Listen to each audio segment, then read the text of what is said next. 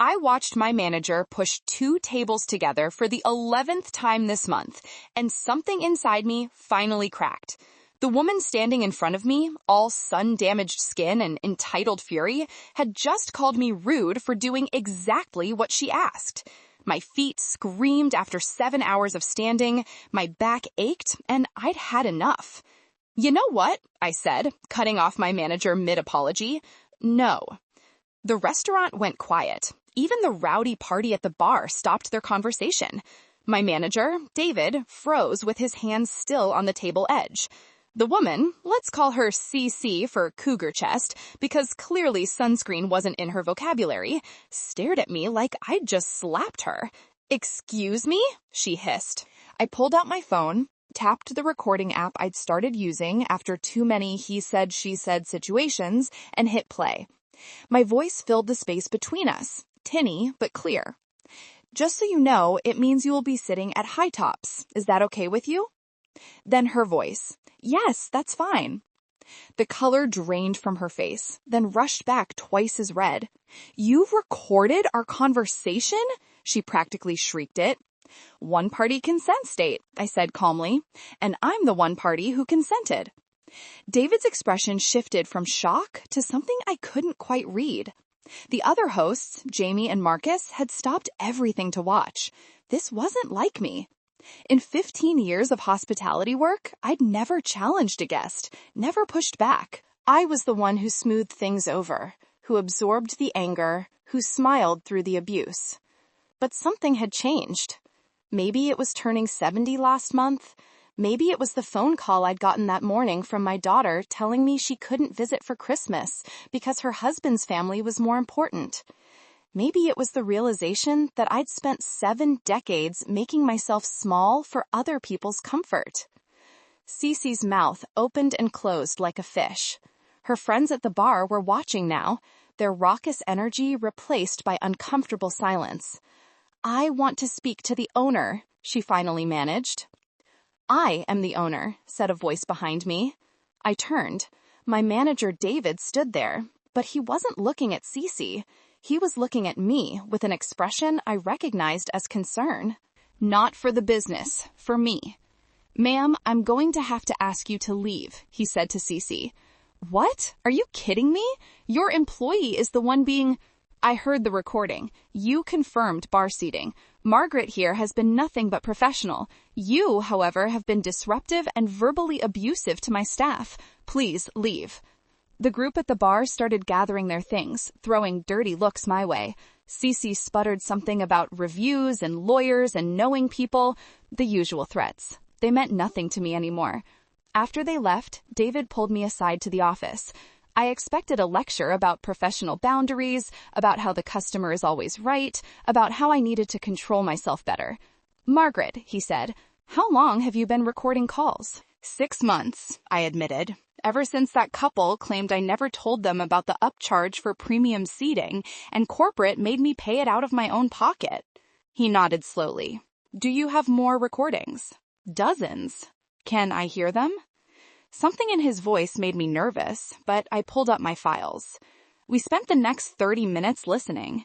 The woman who claimed I'd promised her a window table when I'd clearly said we were fully booked.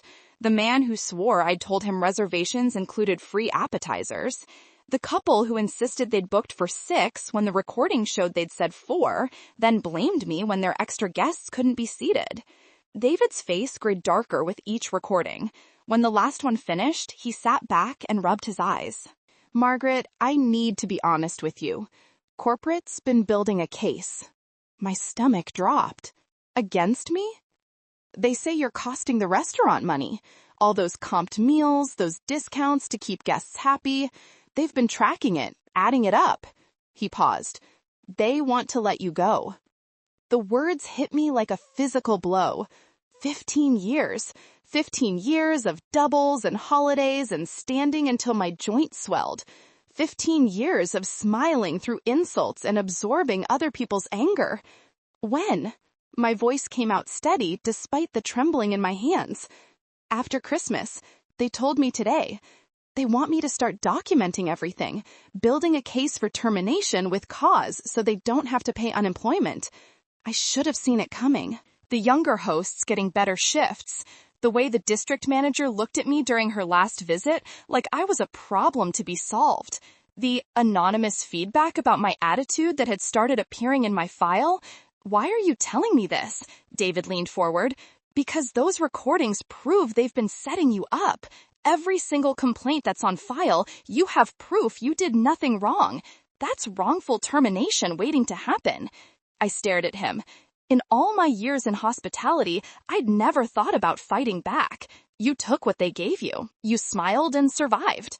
I can't afford a lawyer, I said quietly. My wife's an employment attorney. She'll take your case. He pulled out his phone. Margaret, they've been doing this to older workers across all their locations, getting them to quit or manufacturing reasons to fire them so they can replace them with younger, cheaper staff.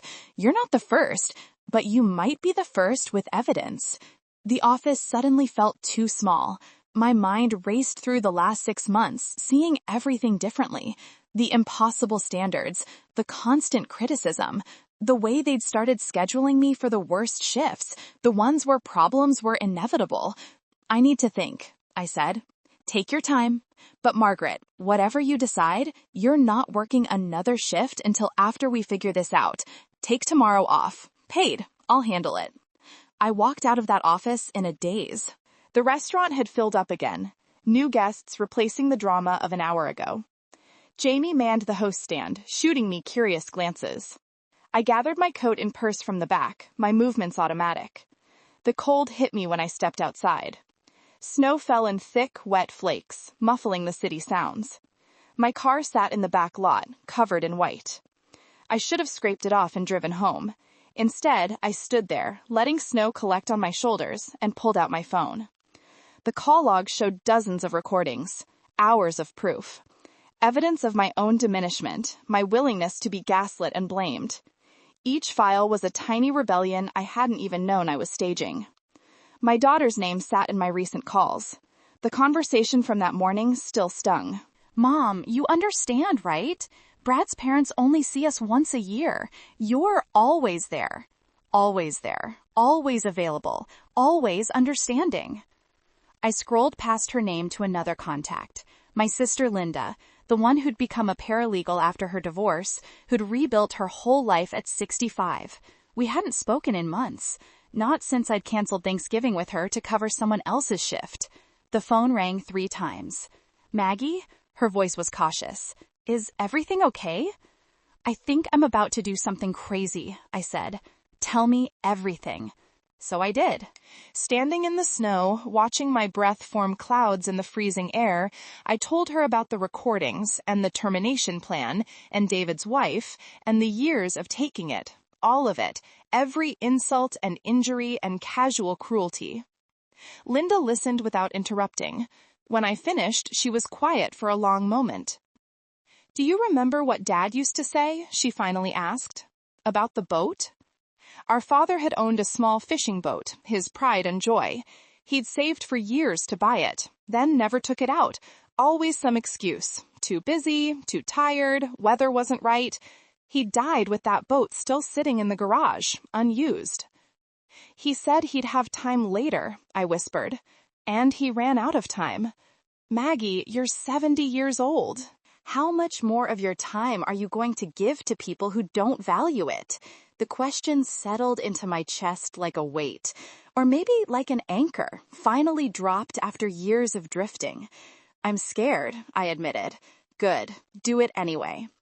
We stayed on the phone while I cleared off my car. Linda talked about her paralegal work, about the cases she'd seen where women our age finally stood up, the ones who won, the ones who got their due. By the time I got home to my small apartment, I'd made a decision. The next morning, I called David's wife. Her name was Rachel, and her voice was warm but professional. She asked questions, lots of them, dates, times, specific incidents. She wanted to hear the recordings, all of them. This is good, she said after the third one. This is really good. They've created a hostile work environment and manufactured cause for termination. And you have proof. What happens now?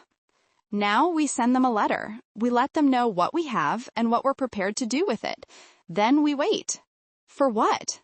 for them to decide if they want this to go to court or if they want to settle quietly. The word settle made my heart race. What kind of settlement? Based on what you've told me and what I'm hearing in these recordings, we're talking age discrimination, hostile work environment, and retaliation. Conservative estimate, 6 figures. But Margaret, I need you to be prepared for this to get ugly. They'll try to discredit you. They'll dig into your past. They'll make you out to be the problem. They already do that, I said. Rachel laughed. Then they've got nothing new to work with. Let's do this. The letter went out that afternoon. By evening, David called me. Corporate's losing their minds, he said. The regional manager called me 4 times. They want to know where you got legal representation. They're talking about suing you for recording conversations. Can they? Rachel says no. One-party consent state, remember? You're protected. But Maggie, they're scared. That means they're going to fight dirty. He was right. The next day, I got a certified letter. Termination, effective immediately. Cause, theft. They claimed I'd been giving unauthorized discounts and pocketing the difference. I called Rachel, my hands shaking so badly I could barely hold the phone. They're lying. I never took anything. The discounts were all approved by managers to keep guests happy. It's all documented. I know, Rachel said calmly. This is exactly what we expected. They're panicking and overplaying their hand. Did you sign anything? No. Good. Don't sign anything. Don't talk to anyone from the company. Let me handle this. The next week was surreal. I stayed home, watching snow accumulate outside my window, while my entire professional life was picked apart by strangers. Rachel called with updates. The company was digging through 15 years of records, looking for anything they could use. They'd interviewed other staff members, fishing for complaints. They'd pulled my personnel file and highlighted every tiny infraction, every time I'd been a minute late or forgotten to smile enough. They found nothing that stuck. The recordings protected me. Every incident they tried to twist, I had proof of what really happened. David called me on Christmas Eve. They want to meet. Rachel, you, me, and their legal team, day after Christmas. What does that mean? It means they want to settle. They wouldn't be meeting otherwise. Christmas Day, I sat alone in my apartment. My daughter had texted, a generic Merry Christmas with a family photo. Her husband's family surrounded her, everyone smiling. I sent back a heart emoji and turned off my phone. Linda called on the landline I barely used anymore. How are you holding up? I keep thinking I should feel worse, I admitted. Like I should be panicking or angry or something. But I just feel tired. That's 15 years of exhausting catching up with you. After tomorrow, you can rest.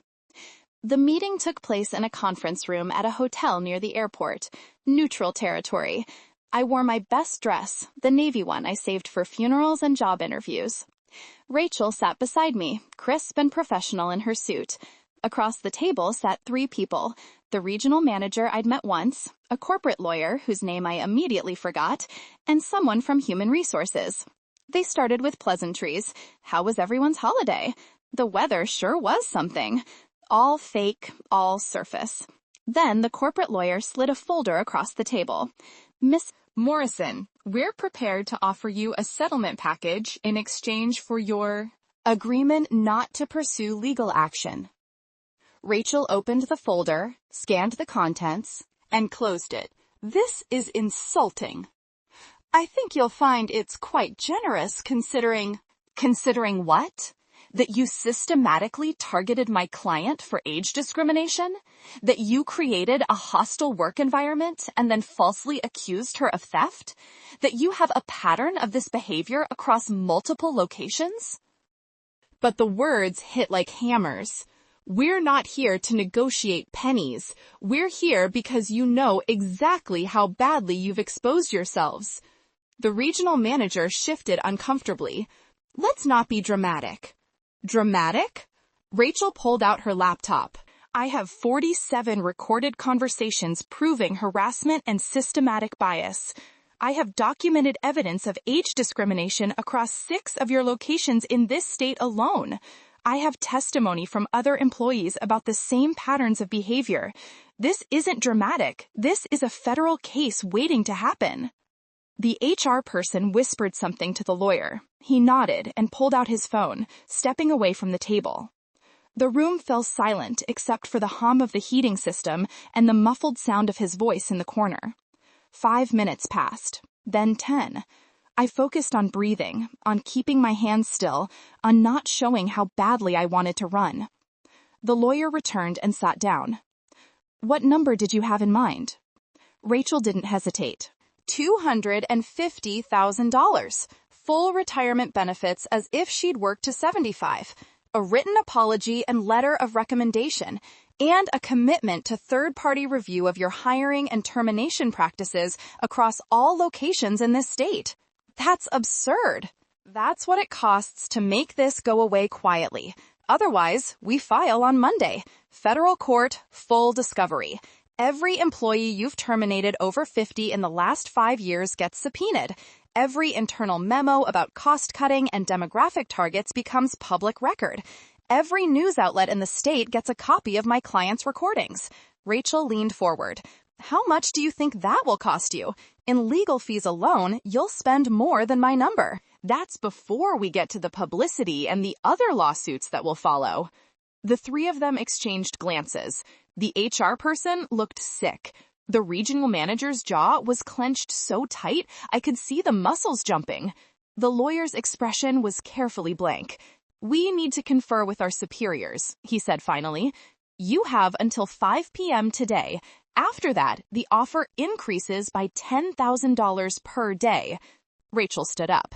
"Mrs. Morrison has been more than patient. Her patience has an expiration date." We left them there and walked out to the hotel lobby. My legs felt weak. I sank into an overstuffed chair near the fireplace. "Did that really just happen?" I asked. Rachel smiled. "That really just happened. They'll take the deal. They have no choice." "How do you know?" "Because I've seen this before. Companies like this, they operate on fear and intimidation. They count on people being too scared or too tired to fight back. But once someone does, once someone has proof like you have, they fold. Fighting costs too much, risks too much." She sat down beside me. "You did good, Margaret. You stood up." The call came at 4:45 p.m. They accepted the terms with minor modifications to the timeline. The money would be paid in a lump sum within 30 days. The benefits would start immediately. The review would begin next quarter. I signed the papers in a daze. My hand moved across the pages, my signature appearing next to little yellow tabs marked with X's. Each stroke of the pen felt monumental and mundane at the same time. When it was done, Rachel shook my hand. "Congratulations! You're retired." I walked out of that hotel into the winter evening and stood in the parking lot, breath clouding in front of me. $250,000. More money than I'd ever seen at once. Enough to live on comfortably. Enough to stop worrying about every bill, every unexpected expense. Enough to choose what came next. I called Linda from the car. "It's done." She screamed so loud I had to pull the phone away from my ear. "I knew it! I knew you could do this! Oh my God, Maggie, I'm so proud of you!" We talked for an hour, making plans. She wanted me to visit, to take a real vacation, not just a day off here and there. To see the ocean, maybe take that trip to Ireland we talked about when we were girls. "What are you going to do first?" she asked. I thought about it. The apartment I'd lived in for 10 years because it was cheap and close to work, the car that needed replacing, the life I'd built around other people's schedules and needs. "I think I'm going to sleep," I said, "for about a week." She laughed. "You earned it." But first, I had one more call to make. My daughter's number rang 4 times before she picked up. "Mom, is everything okay?" "Everything's fine. I just wanted to let you know I won't be available much over the next few months. I'm doing some traveling." "Traveling? What are you talking about?" "I'm retired now. I'm going to Ireland with your Aunt Linda. Then maybe Scotland. We haven't decided yet." Silence on the other end. Then, "What about money?" "Mom, can you afford that?" "I can now. I told her about the settlement, about the recordings and the lawsuit and standing up. Her responses were strange, distracted. She kept asking about the money, about how much exactly, about what I was going to do with it all. Mom, that's great, really great. Hey, actually, I'm glad you called. Brad and I have been talking, and we really need help with the down payment on a house. We were thinking, no, I said. The word hung in the air between us. What? I said no. This money is mine. I earned it by putting up with 15 years of abuse. I'm not giving it away. I'm not asking you to give it away. It's a loan. We'd pay you back. Like you paid back the $5,000 from 3 years ago? Another silence, longer this time. I can't believe you're being so selfish, she said finally, after everything we've done for you. What have you done for me? The question came out calm, genuinely curious. We visit, we call, we include you in things. You visit twice a year and complain about the drive. You call when you need something. You include me in things when no one else is available. My voice stayed steady. Sweetheart, I love you, but I'm done making myself small so other people feel big. She hung up on me. The phone went silent in my hand. I sat in my car in the parking lot and waited to feel guilty, to feel bad, to want to call her back and apologize. The feeling never came. Instead, I felt light, lighter than I had in years, maybe lighter than I'd ever felt. I drove home slowly, savoring it. The freedom of having nowhere I needed to be. No shift to cover, no opening to stress about, no guests to placate. Just me and the snowy roads and the future stretching out ahead. My apartment looked different when I walked in, smaller somehow, not in a bad way, just temporary. A place I'd been, not a place I needed to stay. I made tea and sat by the window, watching snow fall on the parking lot below. Tomorrow, I'd start making real plans, call a travel agent, look into long-term rentals in Ireland, maybe take a class, learn something new. But tonight, I just sat with the quiet and the freedom and the knowledge that I'd finally chosen myself. Let me know your thoughts in the comments below. Would you have fought back sooner, or does it sometimes take hitting rock bottom to find your courage?